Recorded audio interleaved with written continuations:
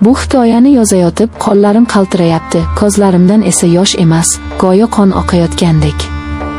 Bu voqea mening butun hayotimni, borliqni, ishonchimni va insoniyligimni kul qildi. Men tirikman, lekin ruhim allaqachon olgan.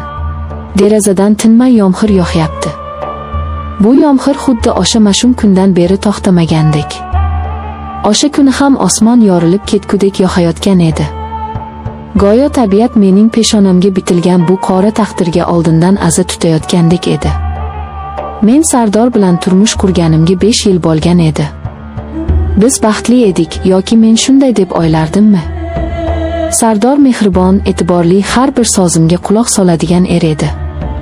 Onam esa mening hayotimdagi eng muqaddas inson edi.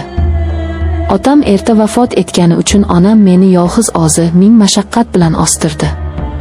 Men onamni shunchalar yaxshi ko'rardimki, u men uchun nafaqat ona, balki eng yaqin dugona, eng ishonchli sirdosh edi.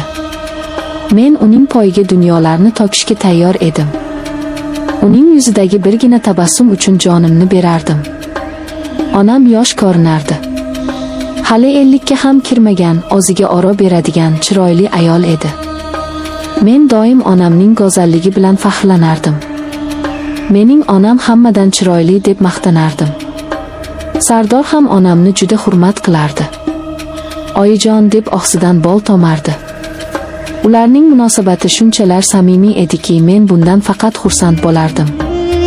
Kuyov va qaynona o'rtasidagi bunday iliqlik har kimga ham nasib etavermaydi deb o'ylardim. Men naqadar kor bo'lgan ekanman. Naqadar sodda va ahmoq bo'lgan ekanman. O'sha kuni ishdan ertaroq chiqdim. Boshim qattiq og'riyotgan edi, vujudimda qandaydir holsizlik bor edi. Sardorga qo'ng'iroq qilmadim, unga syurpriz qilmoqchi bo'ldim. Uyda mazali kechki ovqat tayyorlab, uni kutib olmoqchi edim. Onam ham o'sha kuni biznikiga kelishi kerak edi. Ertalab telefonda gaplashganimizda qizim, uyingizga boraman degan edi. Men xursand bo'lib, kalitni qoldirib ketgan edim. Uyga yaqinlashganim sari yuragim negadir hashlana boshladi. Bu shunchaki kasallikdan deb o'yladim. Yomg'ir shivirlab yog'ardi. Darvozamizdan kirib hovliga otdim. Uy ichi jimjit edi. Faqat yomg'irning tomga urilayotgan tovushi eshitilardi. Eshikni sekin ochdim. Dahlizda Sardorning va onamning oyoq kiyimlari yonma-yon turardi. Demak, ikkalasi ham uyda.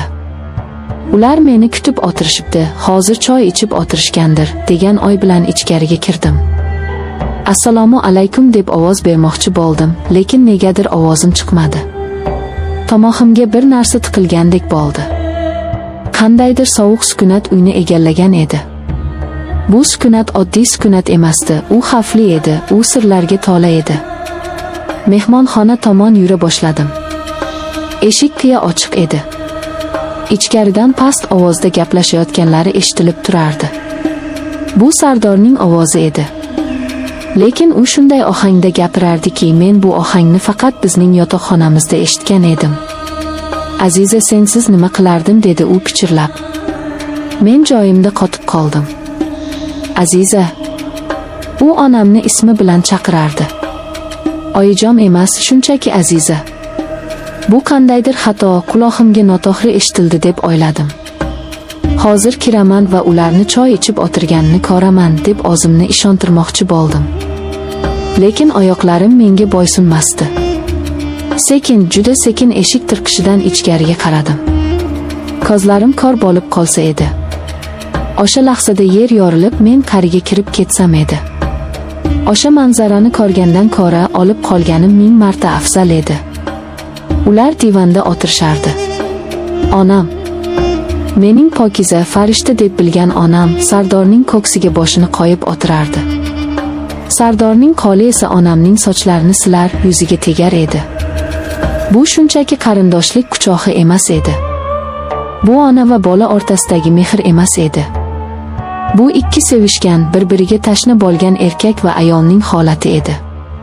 Onamning ko'zlarida men hech qachon ko'rmagan narsa bor edi. U Sardorga shunday qarab turardiki, xuddi 18 yoshli qiz birinchi muhabbatiga qaragandek. Sardor esa Mening erim, mening yarimim onamning qo'llarini olib kaftlaridan opardi. Har bir opich yuragimga sanchilgan xanjardek edi. Qizim bilsa nima bo'ladi dedi onam, lekin ovozida qo'rquvdan ko'ra noz bor edi. Bilmaydi dedi Sardor ishonch bilan onamni og'ziga yanada qattiqroq tortib. Biz hech kimga aytmaymiz. Men seni sevaman, Aziza. Buni inkor qila olmayman. U bilan yashasam ham xayolim senda. Sen boshqachasan. Dunyo aylana boshladi. Ko'z oldim qorong'ulashdi. Devorga suyanib qoldim, aks holda yiqilib tushardim. Nafasim bo'g'ilib qoldi. Oz onam. Meni dunyoga keltirgan, menga oq sut bergan, baxtli bolam deb duo qilgan onam. Meni erim bilan xiyonat qilyapti. Meni erim, meni jonim deb suygan inson, qaynonasi bilan, mening onam bilan. Bu shunchaki xiyonat emasdi. Bu mening butun borlig'imni tahqirlash edi. Bu mening ayolligimni, insonligimni yerga urish edi. Agar Sardor boshqa bir yosh, chiroyli ayol bilan xiyonat qilganda edi, men kuyardim, yig'lardim, janjal qilardim, lekin tushunardim. Erkak kishi nafsiga qul bo'ldi derdim. Lekin onam bilan bu qanday vahshiylik? Bu qanday jirkanchlik? Miyamda ming xil savollar aylanardi. Qachon boshlandi? Qanday qilib? Nahotki men shunchalik kor bo'lganman? Eslay boshladim. Onamning tez-tez biznikiga kelib turishlari, Sardorning onamni uyga tashlab kelishga oshiqishlari, bayramlarda onamga alohida qimmatbaho sovg'alar olishi. Men bularni hurmat deb o'ylabman. Men bularni mehr-oqibat deb o'ylabman. Aslida esa ular mening ko'z oldimda, mening uyimda o'zlarining harom ishlarini qilib yurishgan ekan. Men baqirmoqchi bo'ldim. Ifloslar nima qilyapsizlar deb hayqirib. Lekin kuchim yetmadi. Vujudim muzlab qolgan edi. Qolaversa nima deyman? Kimgadir ayta olamanmi? Erim va onam. Bu so'zlarni tilga olishning o'ziyoq olim bilan barobar edi. Bu sharmandalikni kimga aytaman? Agar erim xiyonat qilsa, onamga yig'lab borardim. Oyi, erim menga xiyonat qildi deb bahriga bosh qo'yardim. U meni yupatardi, menga dalda berardi.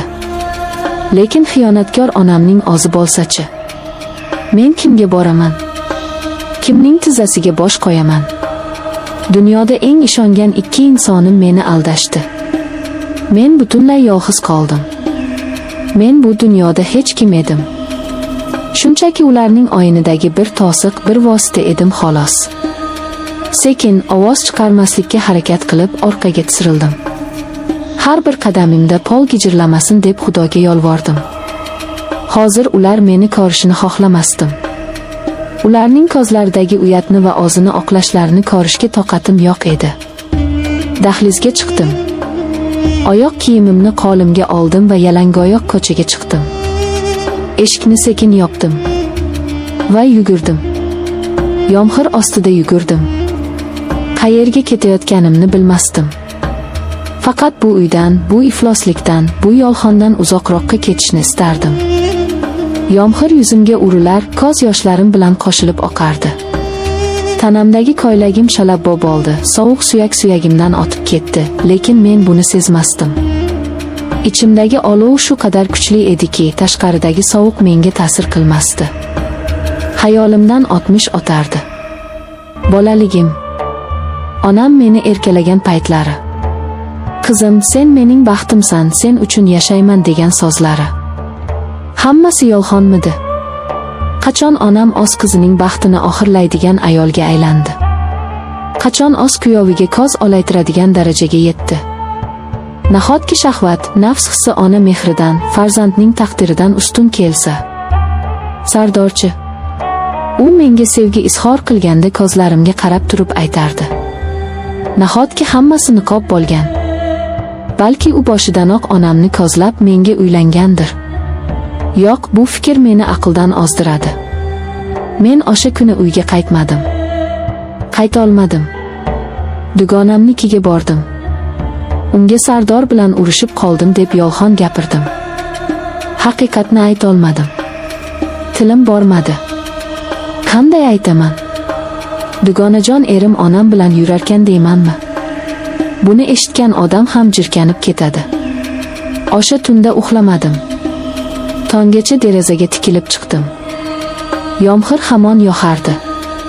Telefonim tinmay jiringladi. Avval Sardor, keyin onam. Qizim, qayerdasan? Biz xavotir olyapmiz degan simslar keldi. Ularning xavotiri ham soxta edi. Ular mening yo'qligimdan foydalanib, balki yana birga bo'lishgandir. Yoki sirlari ochilib qolishidan qo'rqishgandir.